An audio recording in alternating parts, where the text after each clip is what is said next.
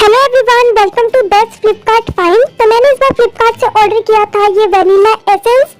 Actually मुझे ये local shop पे नहीं मिल रहा था तो मुझे इसको ऑनलाइन ही परचेज करना पड़ा और ये मुझे 149 रुपीज़ का पड़ा हुआ था। और आप देख सकते हैं ये ड्रॉपर वाले कंटेनर में है। बाकी मैंने इसकी फुल डिटेल वीडियो अपने चैनल पे अपलोड कर दी है, तो आप लोग वहाँ पे जाके इसकी फुल डिटेल वीडियो देख सकते हैं।